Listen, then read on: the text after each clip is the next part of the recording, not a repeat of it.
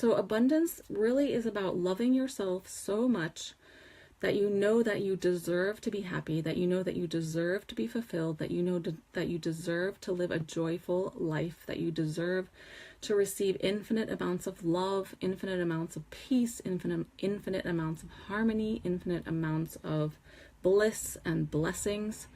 And abundance is also about knowing that you deserve to fulfill your purpose, that you came to earth to share your gifts, that you came to earth to shine, that you don't have to hide your true self, that you don't have to hide your unique gifts, that you don't have to hide your feelings and your wisdom and, you know, all the things that make you uniquely you.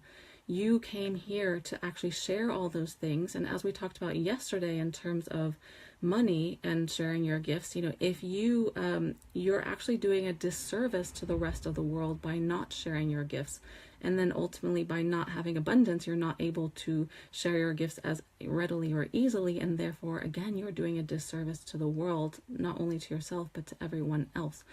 And so that's one powerful way that you can start to shift your money mindset or abundance mindset, is by realizing it's not selfish at all to focus on yourself. It's not selfish at all to focus on your gifts and fulfilling your purpose, and therefore desiring to have abundance, therefore desiring to have money in order to fulfill your purpose, in order to share your gifts.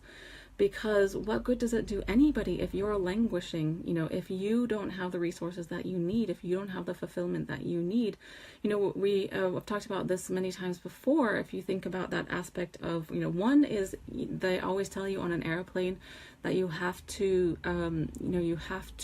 if, God forbid, in case of a disaster or whatever, an emergency, you know, the masks come down and you have to put yours on first, the air mask, before you give it to your child. And it feels counterintuitive. It's like, what? I wouldn't do that. I would always, you know, help my child first. But you cannot help your child or anyone else around you unless you are, you know, you are thriving first, unless you have all of your needs met first. So it's never selfish to fulfill your own needs. In fact, you are actually helping everyone else by fulfilling your needs first.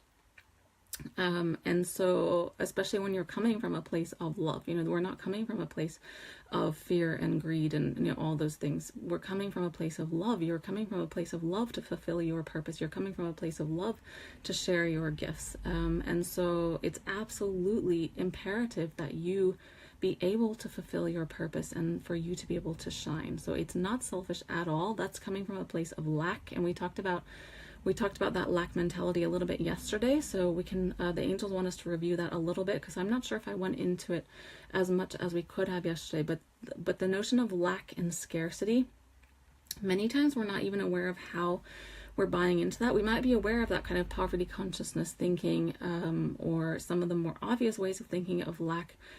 But another way that we be thinking of lack is that, you know, like it's selfish to take care of ourselves. That's kind of a lack thinking, because it's like thinking if I take care of myself, then somebody else is going to suffer. That's lack mentality. In fact, if you take care of yourself, it actually produces more abundance for the world. Also things like, if I make a lot of money, I'm taking it away from somebody else. That's absolutely not true. You make a lot of money, you can give money to them, you can help other people to make more money. You know, there's many ways you can think about it, but not only that, it's probably more than just the rational mind can think of, but that is the limitations that we put on, and we think that we're being greedy or whatever, and if greed is actually a notion of lack and scarcity. So we want to start shifting that mentality of that there is of infinite abundance, and it's absolutely your divine birthright to tap into this flow of abundance. And the more that people tap into this flow of abundance, the more that you tap into this flow of abundance, the more abundance there can be. So it's absolutely the opposite of lack and scarcity.